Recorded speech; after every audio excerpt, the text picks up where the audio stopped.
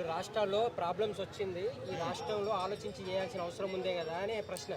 ఇప్పుడు పెట్టాలా వద్దా మీరే చెప్పండి. ఇప్పుడు హామీలల్లా ఇవ్వకూడదు. ఇస్తే ఒక 60 సంవత్సరాలు లేకపోతే వికలాంగులు కొంత ఆలోచన చేయాల్సిన అవసరం ఉంది అని మన ఆలోచన.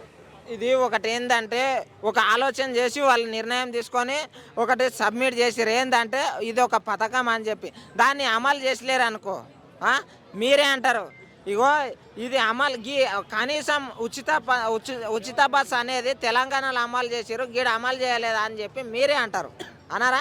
చెయ్యమంటున్నాం, కాకపోతే ఇంకొకటి చెప్తున్నా, బరాబర్ చెప్తున్నా. మెయిన్ ఇంపార్టెంట్ ఏంటంటే పథకాలు అనేటివి ఇవి అమలు చేయకపోతే తిడతారు, అమలు చేసినా తిడతారు.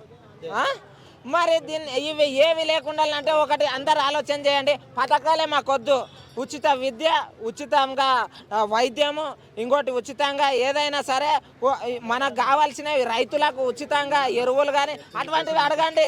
చేత కదా ప్రతి ఒక్కరు అడగండి, మాకు ఈ పథకాలన్నీ వద్దా అని చెప్పేసి ధర్నా చేయండి.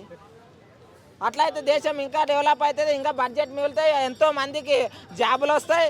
ఇంకా ఇప్పుడు జాబులు ఎందుకు రావట్లేదు? ఈ పథకాల వల్లనే. ఇప్పుడు ప్రజలు అనేటోళ్ళు అందరూ పథకాలకు అలవాటు అయిపోయినరు. అలవాటు అయిపోయినందుకు ఇప్పుడు అందరూ పథకాలు ఎవరు బాగా పెట్టినరో వాళ్ళకే ఓటేద్దాం అన్నట్లుంటారు ప్రజలు.